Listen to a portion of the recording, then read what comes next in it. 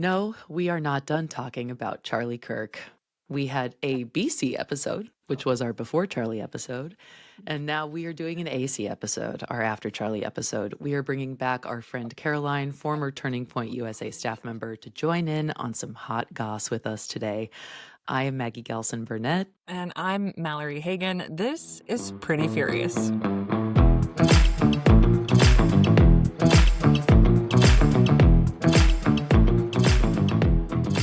Pew, pew, pew. I think we just need to make Pyong Pyong merch now. I really would love that. I would love a pew, pew, pew hat. I don't think we've made it through an episode of that. I don't think so. Not in a very long time. Mallory, how are we doing today, girl? Listen, we are barely making it, but making it. I have to say, the days with the newborn just turn into nights so fast, and I just look around and go, where did time go? Fully. What a year this week has been. That too. Wowzers.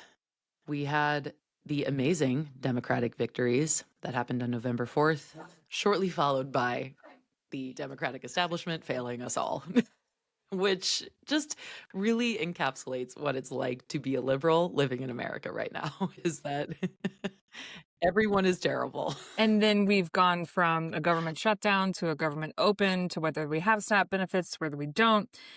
Then we've got the subsidies and the votes, and they finally swore in Grijalva, and she signed for the Epstein files to be released. And even though Congress hasn't voted on that yet, as today's Friday, we're recording this before a Monday release, we did get some new emails. We did. Boy, did we. And some of them are just interesting is probably the only word that comes to mind. I read a really funny thread the other day, and I have to share it with you. And it said please let the thing about the BJ be true. And I laughed so hard. I mean, full circle.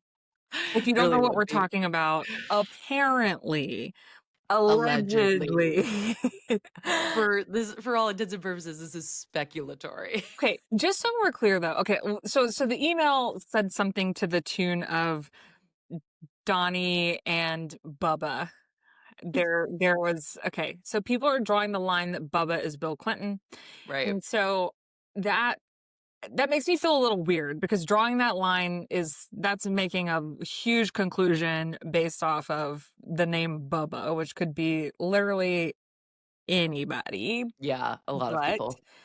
But the content that's coming out about Donald Trump and Bill Clinton is hilarious. It's pretty good. I will say this, living in New York for as long as I did, it is well known that Bill Clinton liked to dabble among gays of a certain age. Yes.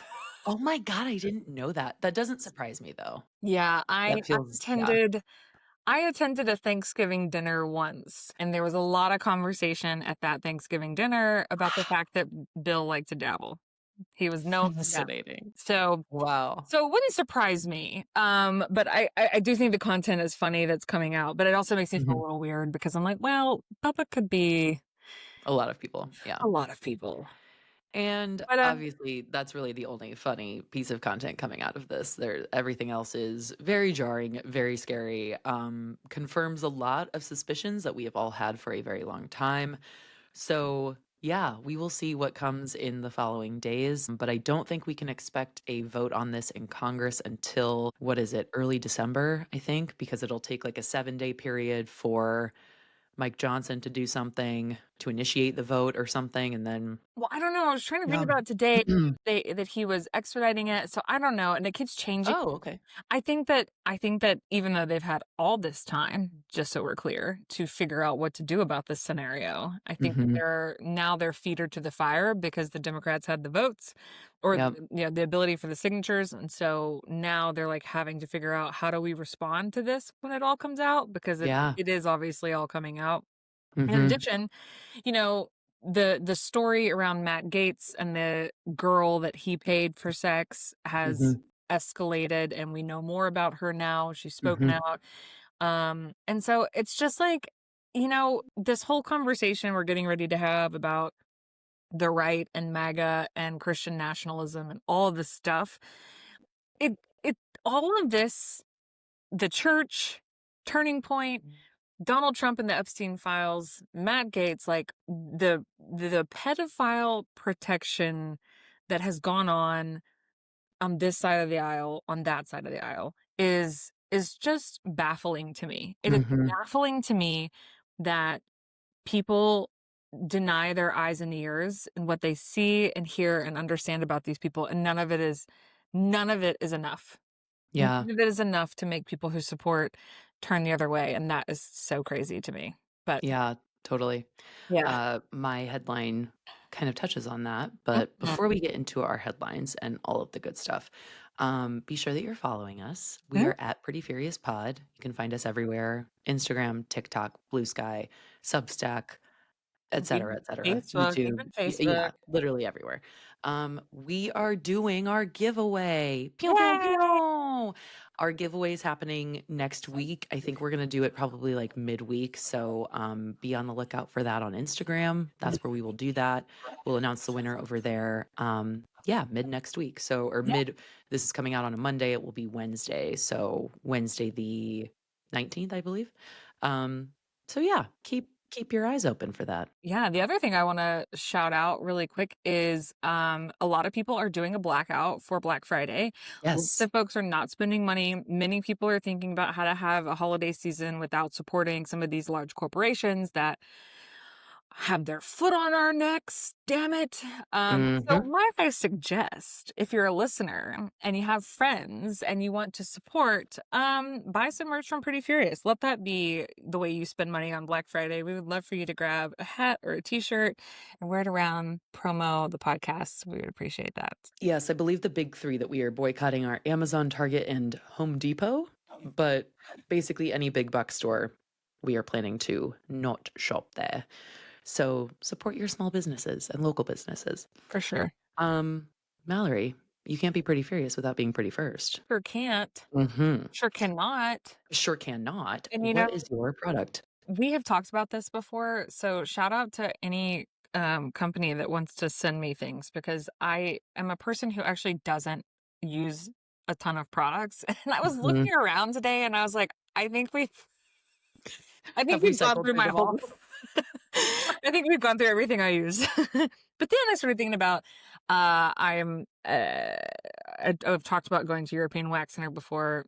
Oh, yes. Love getting a wax. And one thing we haven't done is my ingrown hair wipes. I don't know if you can see it. Oh, yeah. So these, like anything that you might put on your face, are little pads that have treatment serum on them. And after you shave or wax, which is what they would prefer, I'm sure, at European Wax Center, after you shave or wax, you're going to pop this on your skin, no matter where it is. And it helps with ingrown hairs. And for someone like me, I love this product. I use it Love that. religiously. And I was looking around and I thought, can't believe I haven't talked about that one yet. So there it is. Treat Love ingrown hair it. wipes from European Wax Center. What about you? Amazing. I'll have to give those a go. Mine is the odds that I have mentioned this already are probably pretty high. This is the Obagi Medical Elastoderm Firming Eye Cream. You So, absolutely have not. I would have remembered O Obagi. Obagi, I listen, I'm going out on a total limb there and saying that that's how you pronounce it. Obagi, I truly have no idea. This is owned, so this company, whoever owns this company also owns, I think Zoe Skincare, which is like a very high-end, expensive, like, quote, medical grade skincare. So you can find Zoe Skincare at like your injector, a med spa, etc. Um, so to be totally transparent, did get this sent to me. Obagi has sent me stuff periodically in the last couple of years, and they sent me this uh maybe 6 months ago, and I went through it immediately. It was amazing. It's my favorite eye cream. And then they sent it to me again, and I was like, yes. Said So Obagi. Obagi, Put me on also your list. hit up my girl Mallory. Yeah, this was great, and I am so excited to have another container of it, and it doesn't have, like somehow it doesn't have any, like, retinol in it. It's just a firming eye cream, which I really appreciate. Anyway, that's my product. It is a little bit spency, though, but I will say this is one of the products that I think a lot about products I get in PR that I would actually pay money for, and this is one of them. Yeah. So, I have to say that. Post Miss America, I used to get sent a ton of stuff Oh, yeah. because I didn't talk about politics Politics? online. And then I decided to run for office. And so now what we need to do is we need to find companies that align with our political views. Correct. Yeah. Send me the goods. Send me the goods. It is interesting. Like, that's a really interesting conversation about receiving PR and gifts and stuff like that from brands and making political content. I feel like maybe one of the only reasons I still get PR is because I still do the occasional beauty content video, which I really enjoy, and it brings me a lot of joy to make that. But my true passion, obviously, is talking shit about conservatives online. So, like, Your true but passion is planning JD and Erika's wedding. absolutely, yeah. And shameless plug, if you haven't checked out my video about it, please do. I worked That's really where your hard on it. passion lies. I worked really hard on it, and that's actually not even a joke. Like, I did actually spend quite a bit of time on it. So Did you get paid anyway, for it, Maggie? Or are you just another liberal without a job talking I about am just another girl. I am just a liberal without a job. Yep. You know me. I'm a freeloader. I'm kidding. I'm kidding. That's hilarious though. It is. I will say this though. Here's the most frustrating thing about creating any type of content, and that is it's always, for me anyway. It's always the videos where I actually do take the time to like go and find the sources and put up the green screen, Right. play the video, and do all the shit. And they The other flop. ones, nothing. They It's always fucking flop. I mean, the most recent video that went viral, I was literally like, I hadn't brushed my teeth. I hadn't brushed my eyebrows. I was in my robe on my couch, just like bitching to the camera because I was Mhm. pissed. Yeah. And that's the one that has like hundreds of thousands of views. I'm like, oh my God, everyone has It's seen me. always I like literally that. have butter on my teeth. Like, It's always like that. It's so frustrating, and yeah, it is really annoying when you have, like, a video that you feel like you've put a ton of time and effort into, and it just, like, fucking flops, and you're like, I just "Cool, don't. amazing." I just Yeah. don't. I Anyway. don't anymore. And in fact, I just made my first TikTok yesterday in like 5 weeks. Oh, 6 really? maybe. Yeah, I was like, "Hi, I haven't been here. Anyway, here's my baby." That's why I haven't been here. I actually got Anyway. I actually got a text from a woman who was like, "Excuse me, did you just like flash your baby and that was it?" And I was like, "Well, I put him on other platforms. I haven't been on Right. TikTok. I didn't feel like making video." Anyway, Yeah, totally. tell to me what headline has made you pretty furious this week? Yes, so mine has to do with the Epstein files. We already touched on this, but this is from Rolling Stone. It says Jeffrey Epstein emails reveal Trump, quote, knew about victims. So House Democrats released correspondence in which the convicted sex offender wrote that the president, quote, spent hours at my house with a victim. So the victim was like blurred out, or the name was not released. But yeah, I mean, I think that based off of the previous notes that we've made, it's so fascinating to me how this political party the Republicans are dedicated. They are pot committed to protecting these sex offenders. And I find that deeply troubling that Republicans seem to have this there's sort of this conversation going around, rhetoric going around about how if any Democrat were to ever be found in the Epstein files, that we would say, oh no, we don't want them to go to prison, et cetera. Like, we only want Donald Trump to go to prison, right? And the problem with not being in a cult is that I want every person who is listed in the Epstein files to go to prison. I don't give a flying fuck who they are. I don't care if Jesus himself were listed in there. Like, I want these people to be held accountable. And I think that is the kind of glaringly obvious difference between the two parties right now, is that, like, one party seems to be really committed to holding anyone who is named accountable, whereas even your own party's members, whereas the other side is like, well, our party can do no wrong, and the people who lead it can do no wrong, and Democrats only want to see Republicans go to prison. So that just could not be further from the truth. So yeah, incredibly telling that we know that a lot of the dates on these emails Some of them were, right after Donald Trump became president. There's emails about very sus people. I think Jeffrey Epstein and Trump spent allegedly Thanksgiving in 2017 together while he was president. There's just a lot of shit that's slowly coming out. And I think in the next week or so, we are really going to see much more, or even in the coming months. So it will be very, very interesting to see how this all transpires. Yeah, one of the things that I thought was interesting in the emails that came out was that Epstein basically said he had never met anyone as terrible as Donald Trump. Like, never met a Yeah. human as awful as this man. Isn't that And crazy? that's saying a lot coming from someone who literally runs an international child sex trafficking ring. It's literally like Satan himself being like, the worst person I've ever met is Donald Trump. Like, what?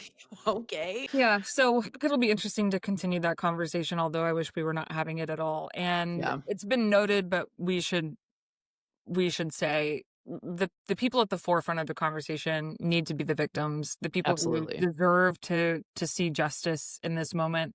We all deserve to know who these people are and what they've Yep. done, but the people who deserve it the most are the women who suffer, they're women now, the girls who suffered at the hands of these very powerful people who should be held accountable. Yeah. No The matter their children. party, no matter how much money they have, no matter where they're from, they need to be held accountable. Yep. Correct. And I actually think that a portion of your headline plays into my own, which I actually saw the post. It was posted on social media, but the study comes from the Global Institute of Women's Leadership. It was researched by them. And it is that 1/3 of boys think that women's rights don't matter. That's the headline of the research. And I think that that is so troubling. It says they found that 1 in 3 teenage boys say, quote, feminism has gone too far. And 33% of them think women's rights have, quote, gone far enough. And it goes on to say this mindset is being shaped by online spaces where misogynistic content thrives. Algorithms reward outrage, and role models are influencers who profit from hate, one of whom we are going to talk about ad nauseum today, as we've already mentioned. But this is infuriating to me. It makes me so furious. Not only because I think it leads to the society that protects people like Jeffrey Epstein and Donald Trump, Yep. but we have made such great strides regarding women's rights and feminism, and what that means is different for everyone, I think. But the reality is just that women have the opportunity to be whoever they want to be. Hmm. And if that means you want to stay at home with your children and let your husband go into the workplace, then that's fine. And if it means that you want to be a multi-millionaire CEO of a huge corporation, that's fine. Like, in every Hmm. space in between there. And the fact that we're sort of sliding backwards by way of what young men think about Yeah. that is extremely troubling, especially as a mom now of 3 boys, trying to figure out how to Totally. navigate demonstrating to them while working from home, just so we're clear. So I Yeah. am home, even though Hmm. I'm working.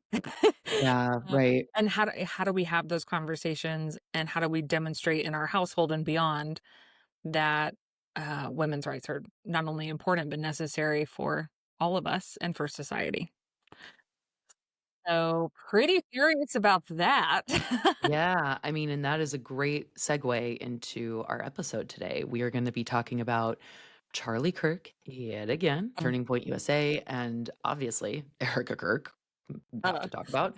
And we are going to chat with Caroline, who is our dear friend who used to work for Turning Point USA. Mallory, do you want to bring Caroline in? Yeah, I would love to. If you haven't heard our last episode with Caroline, you absolutely should go back and listen to it. It's all about how she used to work with Turning Point USA, how she translated from being a conservative Christian right-wing media person, PR, I guess, to now her Instagram handle is babyblue.tx. She has come to the dark side. Anyway, our first Yes. conversation with her is on the website. You can absolutely go listen. We're going to bring her back in. Please welcome Caroline. Caroline, welcome back to Pretty Furious. We're so excited to have you again. Well, I'm so excited to be back. How have things been since we saw you BC?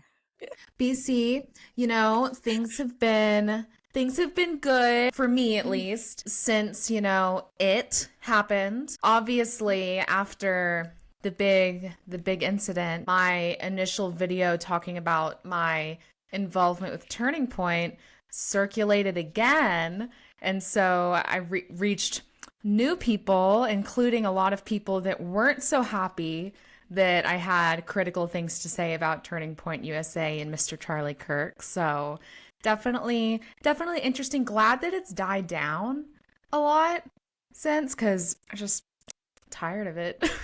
Yeah, totally.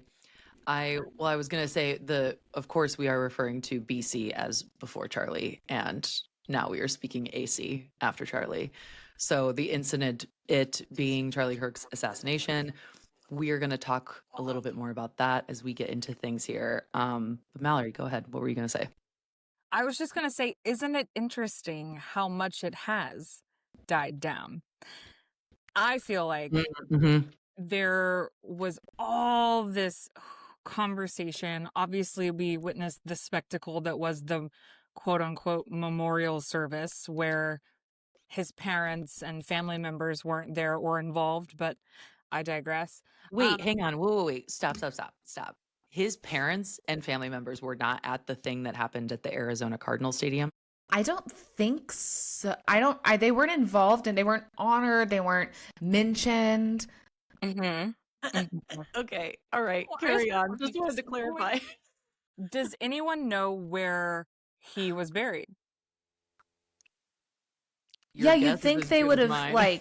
had a full-on camera crew at the burial site. They Mhm. definitely had a full-on camera crew on Erika Kirk's hands as she touched his cold dead ones in the casket, but we didn't get any further information.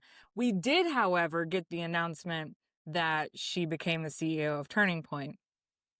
So And all of the fundraising emails that came along Mhm. with it. Yes. immediately within 24 hours. My question Yes. to you is, were you ever? I don't think you and Erika crossed timelines, did you? You didn't know her. No. I was before her. I mean, I was involved with Turning Point before Candace Owens even was. So it was pretty early on. So I never met her. Didn't know who she was until relatively recently, till I kind of jumped back into the political fold. Yeah. What were your thoughts on? Let's give it the 7 days AC. Post incident. I mean, when you're at that level of notoriety that Charlie Kirk was at and his family and the organization was at, having access to the President of the United States, having access to these huge decision makers, everything that is done has to be so calculated. There's not just things that happen to occur. It's all calculated. It's all measured and pointed. So I think there are a lot of people who are like, oh, don't criticize the way that somebody else grieves. Don't criticize the way that an organization handles such a tragedy. Okay, but when you are at that level of notoriety, you inherently open yourself up to criticism. That's Right. as you're a public figure. The organization is highly public, highly outspoken. Mhm. Not to mention the fact that the organization and Charlie were so opposed to any sort of criticism, even before he was assassinated. So I think it makes sense to consider everything that happened, from the carefully curated photos posted, the highly curated photo ops with Erika Kirk, and like the pictures of her walking with JD Vance and Usha Vance. Like, there's nothing that is by accident. So I think that opens it up to criticism, including when you have sparklers and pyrotechnics at a memorial service. The the criticism, I think, was not necessarily in how someone was grieving or whether or not they were, but rather that it was as you mentioned, the calculation of all the business quote unquote elements that happened so quickly. You know, Yeah. 3 days later, she's announced, or I'm gonna botch the timeline, but let's call it within 7 days, she's announced as the CEO of Turning Point. There Mhm. are press conferences. There's JD Vance doing the show from his desk, and like there's just like all this weird PR fundraising stuff that transpired, and how quickly they turned all of that into an opportunity just felt really gross. Yeah. Right. Like, Right. I think And inherently, in my opinion, I don't know, like, obviously from his perspective, what he thought he was doing. But in my opinion, Charlie appeared to me to be just the ultimate opportunist. And so, from that perspective, it makes sense for his organization and his successors to be equally as opportunistic in how they handle something that is indeed horrible, like anyone getting Mhm. assassinated, but viewing it and with that like capitalist perspective of Mhm. what can I derive from this tragedy in this 7-day news cycle. And they took advantage of that. Yeah, totally. And I agree that that's gross. I Yeah. think that's who they are.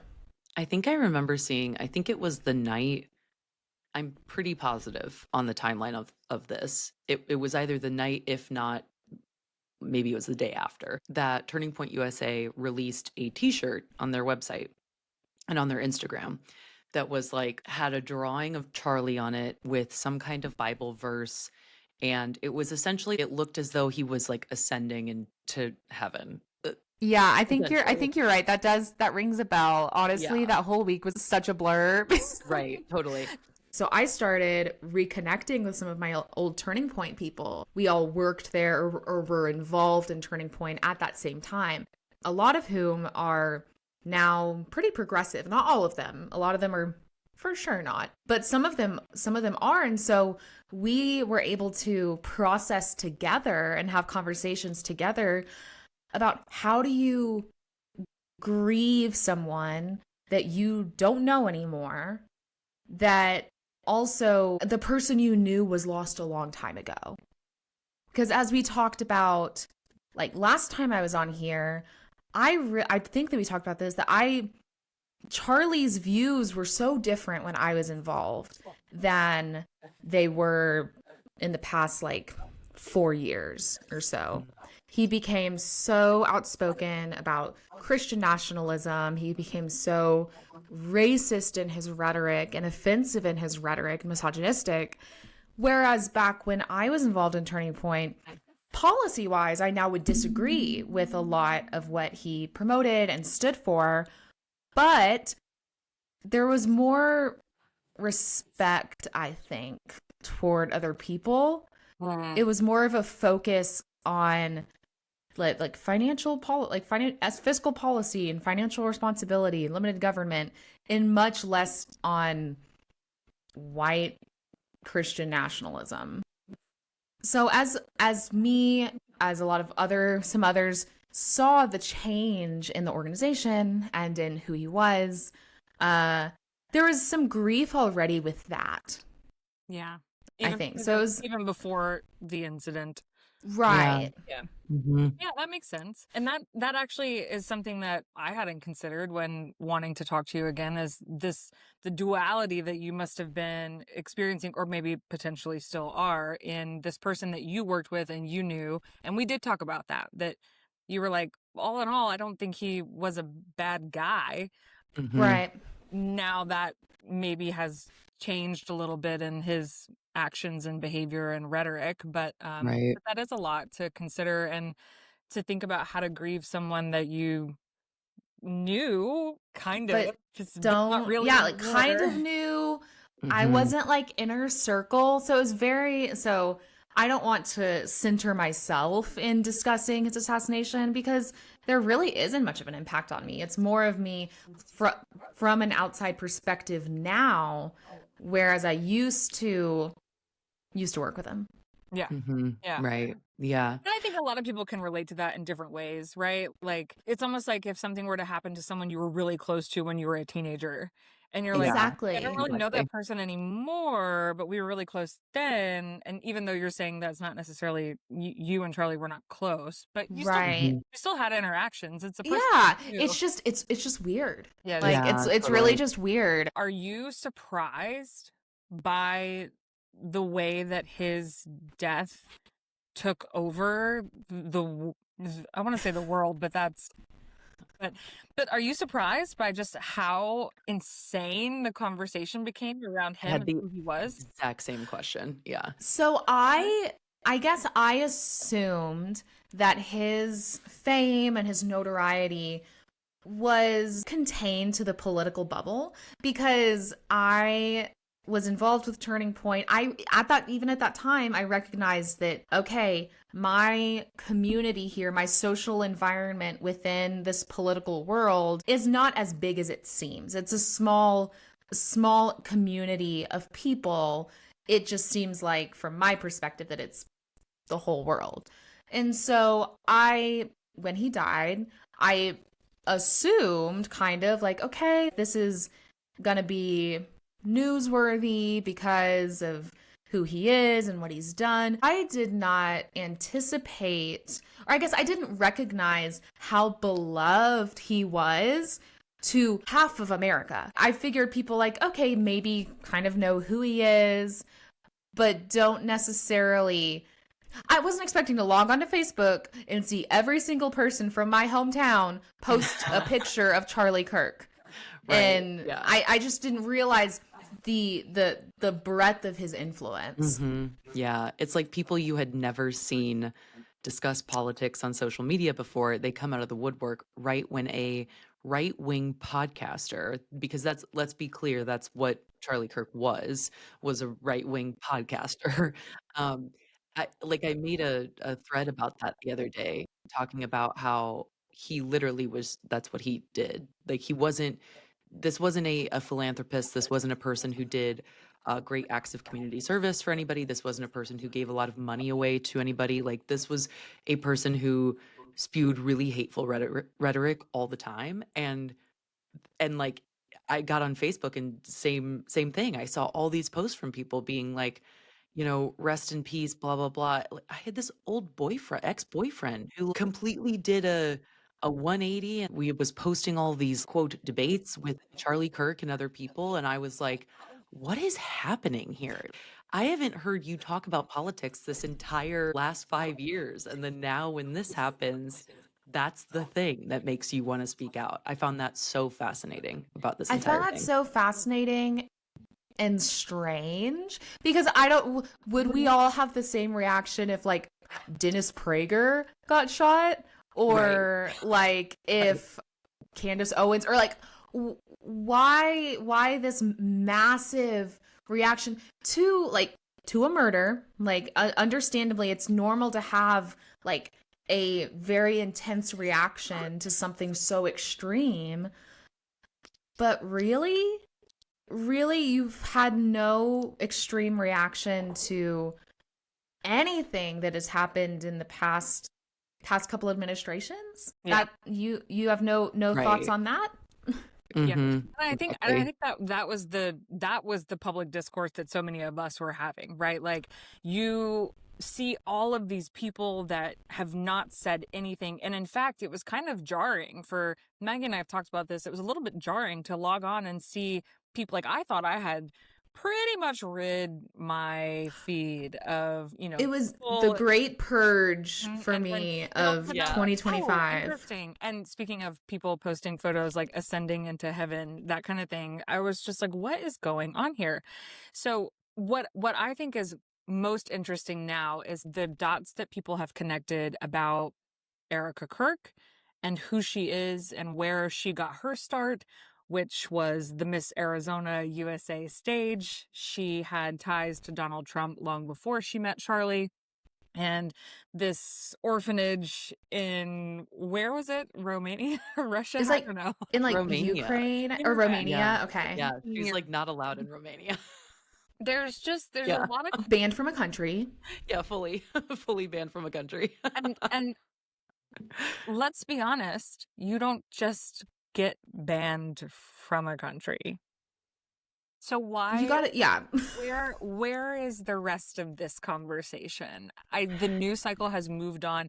There are people online who have talked about this and connected the dots and all of that, but I feel like this should still be kind of front and center. How does this person ascend to this position such that she goes from the Miss Arizona USA stage to being banned from a country and then rubbing her hands up the back of the neck of the vice president in front of his wife? Like, where? Barf. Fully in pleather pants. No, literally. I mean, I think the Erika Kirk of it all is really where, like, yes, of course, there are so many things about Charlie Kirk's assassination and his death that so many questions that went completely unanswered. And honestly, I don't know that the public will ever gain access to any of those answers. I'm sorry, what happened with the shooter? What are we doing there? What's going on with that? I haven't heard a peep about that since Zero. literally Meanwhile, 2 months ago. we know where Louis is. Right, exactly. Like, so, so I'm like, what's going on with that? And then, yeah, to your point, Mallory, like, where was he buried? Like, what happened with all of this? And sure, there are instances with people who are high profile where they want to keep their burial spot Of private, course. all of that. This is a woman. I'm sorry. This is I a know where wife. This is Marilyn not that. I don't buried. believe that I know for a where fucking Elvis is minute. buried. And these people had Charlie Kirk on the same level. They were exalting him as some sort Yep. of, Literally, savior, I saw posts that were like, Jesus died when he was 33 and Charlie died when he was 33. And Oh I'm just my like, God, give me a fucking break. yeah, like What? someone I know sent that to me and they're like, just think about the ministry he's done and the ministry we can carry on. Ministry of hatred? Like, what are we talking about? it was all taken out of context, Caroline. Yeah, so yeah, say more about that, like about the taken out of context piece. That was a huge conversation driver that I think so many people were engaging in after his death.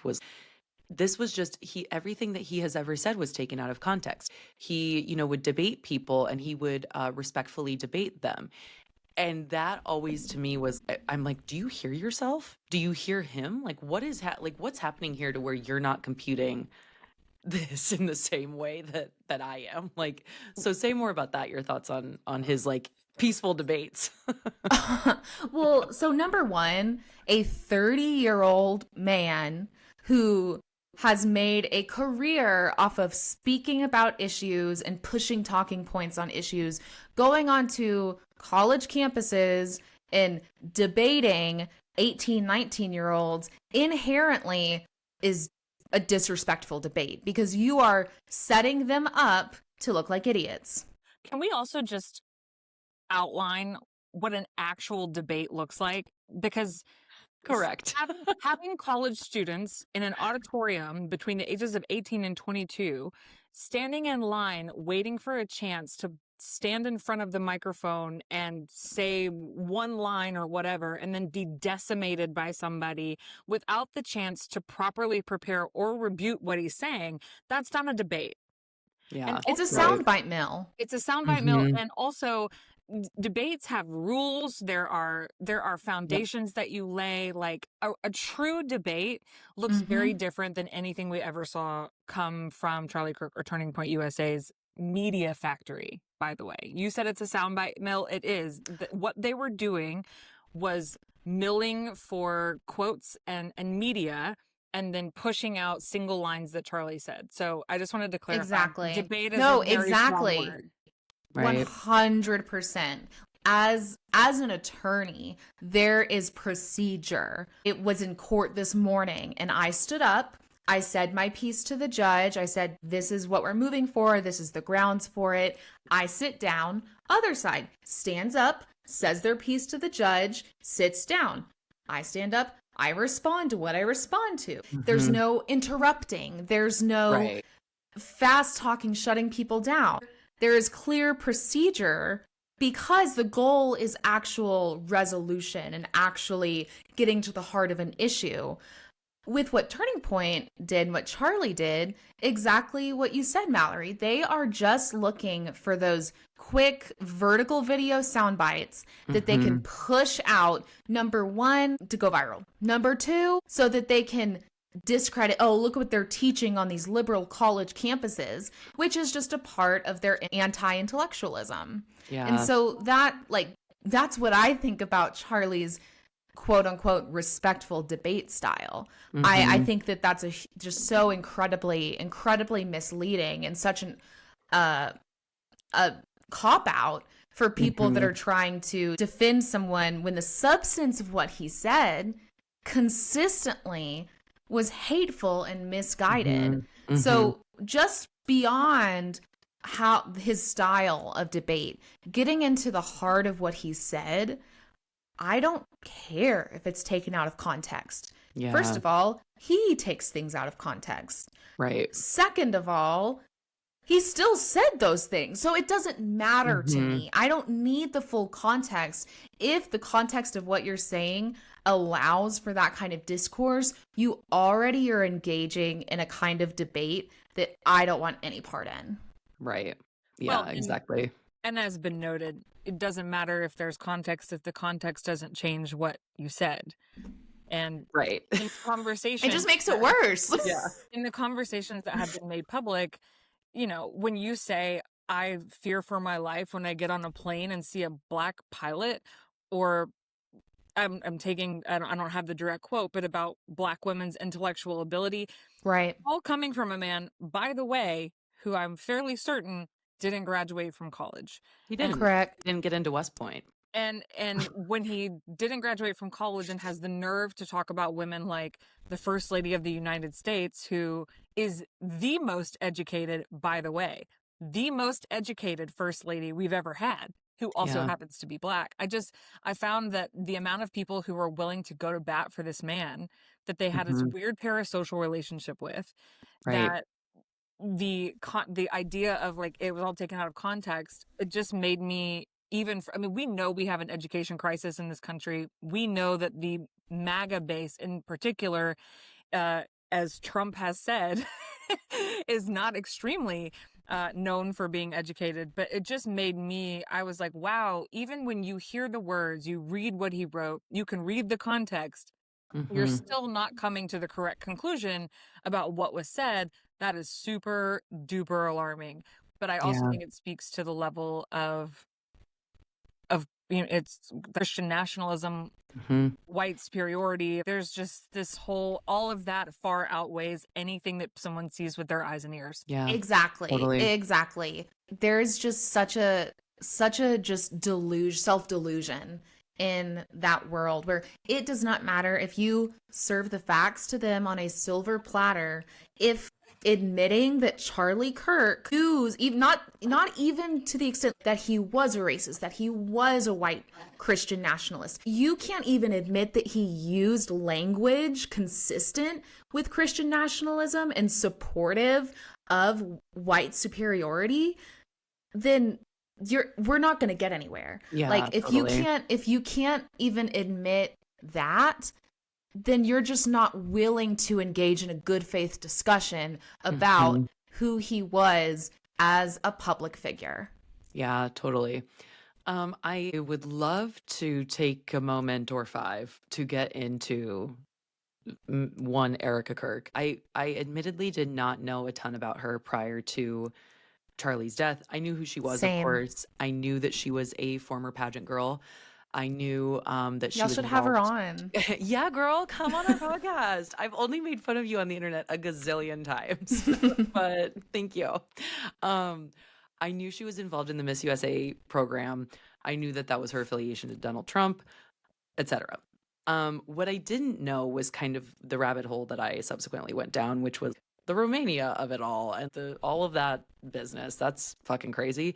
But I also found it incredibly jarring to watch her experience in the aftermath. And I know that, again, we've touched on this. Everybody grieves in different ways. There are a million and one ways to grieve. But I do think that the very public display of certain things was very, very alarming. This man's like full dead body on Instagram. I saw that and I literally was like, that's almost more jarring than the video of his assassination in the first place, which no one wanted to see, nobody needed to see, but No. it showed up on basically all of our news feeds. If you are like a politically inclined person, it showed up there. That was very alarming. I think just like the constant churning of content out after his death was really weird. I felt that to be very bizarre and like a really kind of just I didn't know what to do with that. And then the way that she speaking from his office and wearing all white and doing these little eye dabs with the whole production of it was very it was a Production is production. the right word. Yeah, it was a Yes, production. And like absolutely. any grieving person, any person who has lost somebody close to them, whether it is your spouse or a friend or family member, whatever it is, any grieving person knows that like those first few days after, you're not a person, you're a shell of a human. It's just insane, you Right. know? So I am just, I was floored by her entire situation there with like the presentation of it all The was full very, glam. yeah, insane to me. The post showing his dead body made me just so like have just such a huge reaction to it, because even in his, like in his death, his body being used essentially as a prop. Yes. Oh my God, weird. It was Like, Weird. opportunistic, right? Exactly. Because It any just goes back to rational, how can we spin this, and how can we take over the news cycle? Like I don't understand. part of what we haven't touched on is that there was a desire and a effort to create a narrative that the person who did this to Charlie was somebody on the left, right? So Yes. that's an actual real part of all of this opportunity, right? There, the churning of the content, the fundraising, the commentary, her weird press conference was full of her body language and her voice, and the way she communicated was really angry is not the word. There's vitriol. She was it trying to was, incite something. yeah, She it was was like trying to, revenge. She wanted yeah, revenge. she was trying Yeah, to incite something in their audience, and Yes. basically she was like, we will rise, like this kind of thing. And all of that was because under that they were trying to make it such that the person who did this was liberal and on the left. Come to find right. out, what we do know, because again, where is that conversation? What we do know is that Exactly. that's not true if they even have put forward the correct person. Like, it's all Right. that's Question mark. question mark. But I think that's what's missing there is it was opportunistic because they were trying to push a narrative that this Yes. was Yeah, political violence, that the person who did this was on the left, that the left can't be trusted, that, and all of that pushes towards Donald Trump sending troops to the streets to curb this angry, mob of people on the left in America, like all this kind of stuff. So it was all related. And I'm very thankful that things nationally did not devolve the way that they wanted them to. Like, they're just from the start, this push, like you said, the revenge of it all, wanting for like the movement to incite and there to be this violence. So on one side of it, there's the opportunism with the Turning Point people trying to grow the organization. You have them going into states that are like Florida or like Oklahoma and Texas, having mandatory Turning Point chapters at all their high schools, like crazy, or wanting to go down that road. So you have the organizational opportunism, and then you have the administration's opportunism, because they, as we know, have been just like chomping at the bit for any opportunity to expand federal presence in cities, any opportunity to deploy troops, because what an authoritarian regime needs is an excuse and someone to point the finger at to justify their own bad behavior. And I'm very thankful that things did not devolve, because there was nothing there. There was no violence on the left there actually to point to. which obviously I'm thankful for. Yeah, so there's like the administrative opportunity, the organizational opportunities that you've outlined. What I thought was interesting is after November 4th, the elections that took place that Tuesday where Democrats swept, right, a couple of weeks ago. Yes. The commentary was that Charlie Kirk's death wasn't helpful to them. There was this underlying thought that Charlie's departure was going to be helpful in the election cycle, that it was going to help them win some of these elections, and that there was disappointment among Republicans that it didn't. And I found that to be extremely telling, because what do you mean you thought someone's death was going to be helpful to you? That's crazy work to say that like out loud. Like, What do you that's mean? so weird. That's so crazy. Yeah. Can you imagine a Democrat saying that and being like, "We thought this person dying would help us out"? Like, That's so gross. that's bizarre. Not to be conspiratorial, but Nope, I'm there. We're on the same wavelength here. What do you mean? You thought the death of this guy that you suddenly stopped talking about was going to be helpful to you? Mallory and I were not conspiracy theorists until Charlie Kirk's death, and now we are, I believe, heavy conspiracy theorists. Listen, I just think once you've watched Scandal, there's nothing that you put past anyone who's trying to make gains in politics. For sure. Well, with the kind of people that are in MAGA politics, they also have no limits as to what they'll believe. Right. And if you believe that the ultimate success of a country depends on Republicans being elected, and add in the fact that a lot of them think that that is a divine mission from God, you'll justify a lot. You'll justify a lot of actions. I remember somebody bringing up the premise that Charlie Kirk was very much overtly and openly for the release of the Epstein files. That was something he was very much down for, wanted to happen, encourage people to try and make that happen. And now we have sort of the first like round of things being released from the Epstein files, and his death happening very quickly, like after he admitted that support. So I, again, am not somebody who identifies as a conspiracy theorist. However, I feel like when we have to keep saying that, it's a little fishy. It's a little fishy. Okay. But I do find that so fascinating that was like kind of the one major issue that he disagreed with a lot of establishment Republicans on, in terms of, he wanted these files to come to light. And now we don't have another figure like him out there who is pushing for the same thing. So I find that really the rest of Americans wanting him to be released. Exactly. Like it's like but only Americans. I was listening to a podcast this morning, and they were just talking about all the Epstein stuff going on right now, because we can't escape it, and neither can Trump. But they were saying, like, even the cheesiest, most low budget movie, like if these things happened in that movie, you would just be like, of course they did. Like in the movie version of our sad reality, where Charlie Kirk gets shot after, one, demanding, talking about the Epstein files needing to be released, two, also like kind of speaking out against Israel a little bit. And I'm not going to get into that like line of conspiracy, because I think there is that anti-Semitism there.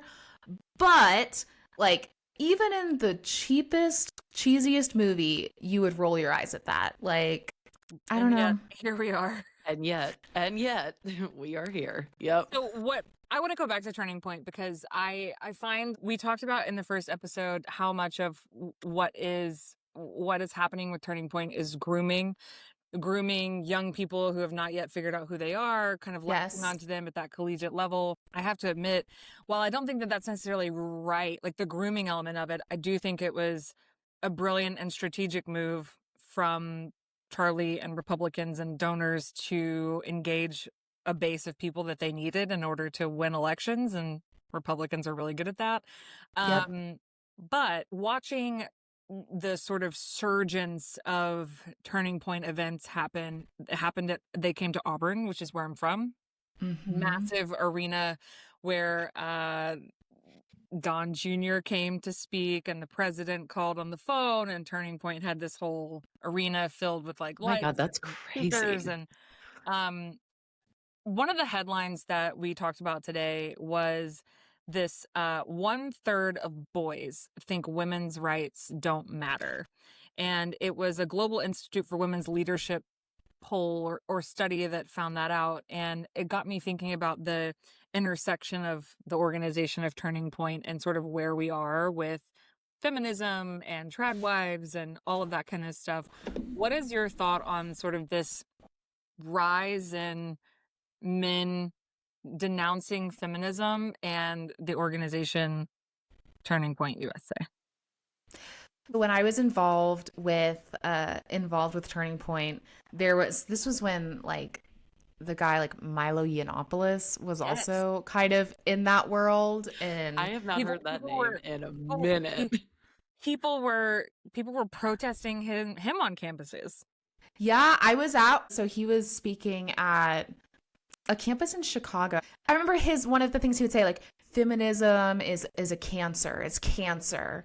And so that Turning Point world, and then where we are now in 2025, we have different definitions of feminism and women's rights than what they do. The kind of like the perspectives are really different. So I think within the right, the feminist kind of the definition of that is so much more focused on being anti-men, and that inherently is antithetical to the patriarchal Christian nationalist Christian world, where the man is the head of the household, where women you submit to your husband.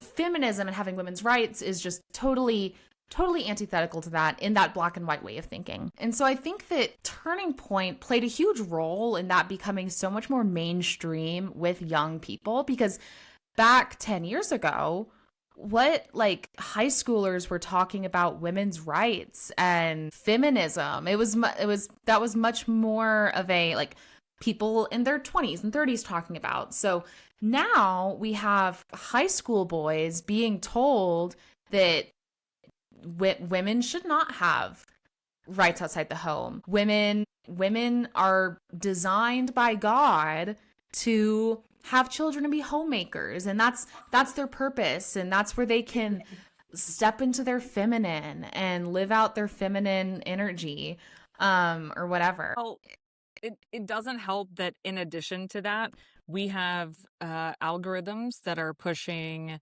very far right extremist Christian nationalist evangelical views on voting. There have been a couple of things floating around the internet, and I haven't looked into like an actual study on this, but people noting that, you know, it's like taking less than 20 minutes on a brand new account for someone to be fed anti-women, anti-feminist content. And that to me is extremely scary when you couple the world that we're living in with Turning Point USA and all of that with what people are being fed on the algorithm. And now as a mom of 3 boys, I'm just like daily going, oh my God. Yeah, totally.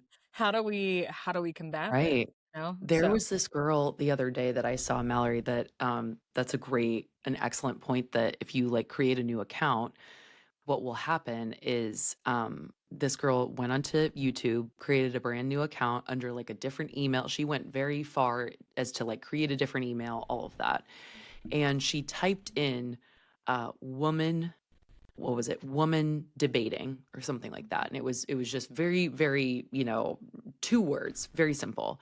And the results that popped up were men debating women's rights and if women should have rights, not women. I saw this clips of Charlie Kirk. Yeah. And it was young women on college campuses. I literally was like, oh my God. Like, so you don't have these videos of, say, Kamala Harris or, Hillary Clinton or whoever. You don't have videos of women debating, which is what you're probably searching for. You have videos of men talking about if women should exist and like have rights in the first place. Even if the debates were pro women having rights, the fact that we're having that debate just brings it into question and implies that it is up for debate. Right, exactly. Which is insane. Yeah, that it's a debatable topic in the first place. We did briefly gloss over this, and I just want to circle on back to it. Erika Kirk and JD Vance. So as you may have gathered, I have been making videos about what I suspect Erika Kirk will be wearing at her wedding to JD Vance. Absolutely. I'm calling it now. I don't know if it is a presidential ticket or if it's a marriage. But I kind of think it could be, think it could be like a hybrid. Yeah, I think it could be a little bit of both. So would love to know your thoughts on if you think that they are going to either run together or elope together and get married. And also just about that head situation. And like, I don't know, personally, the only man's head I've touched like that is someone that I was having sexual relations with. Okay. So like, I just want to make it really clear on like the head situation that like, that's not how you touch the head of a friend whatsoever. Absolutely.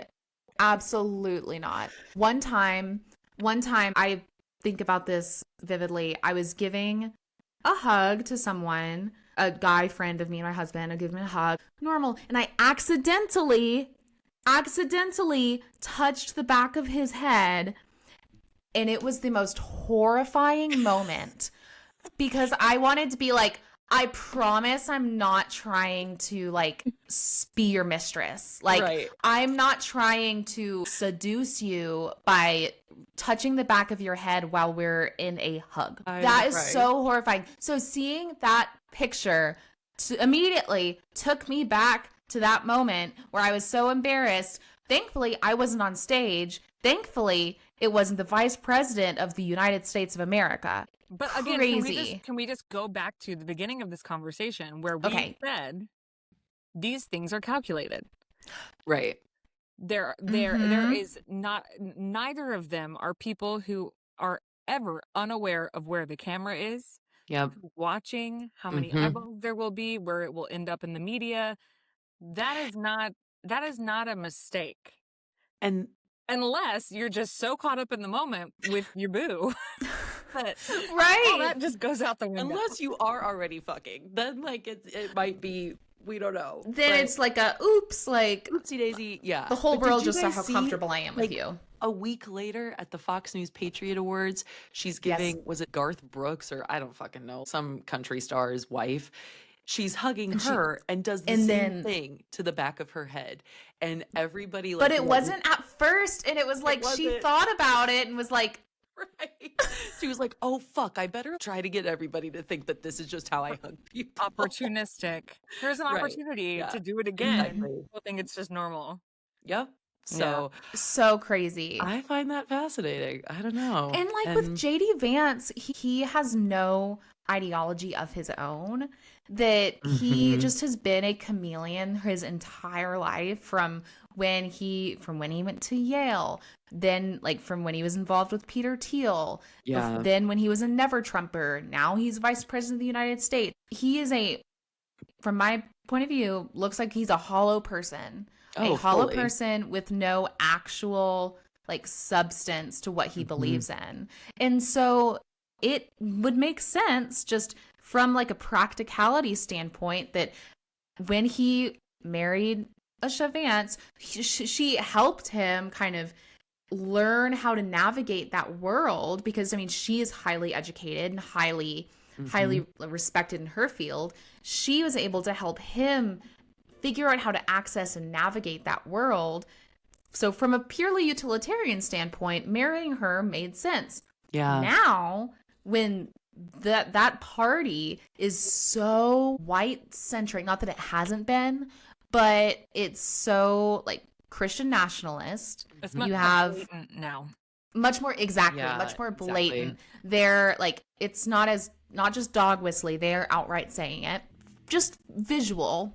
It makes more sense for him to be with Erika Kirk versus the current mother of his children. He's going to get rid of the brown woman. He has to. Yeah, absolutely. Because absolutely. I mean, electorally, if he is running, she could be a liability because she's accomplished and she is not white. And she's not a Christian either. Oh, yeah, exactly. So, like, that's unequally yoked. Yeah. I also, though, just find it so fascinating, and I'll leave it with this, that their base is so trad wife adjacent or right up in it, wanting women to be at home, women, you know, whether we vote, whether we have kids, all this other stuff. Meanwhile, the vice president is married to a woman who's 10 times as smart as he is, well, more accomplished and more educated.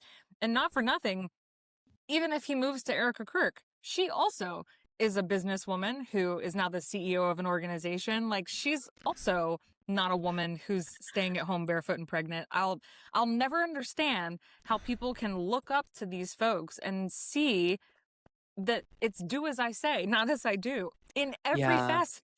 Absolutely. Exactly. Absolutely. Like, it's crazy. You have Candace Owens, Alex Clark, who are these accomplished media personalities within that media sphere, telling women not to live the same way. Crazy. Well, Caroline, you're a treat as always, and we loved gabbing with you guys. This was amazing. Thank you. This was so fun. I am all for some hot goss about Erika Kirk and JD Vance. Love some hot goss. Some hot goss AC. Fully AC.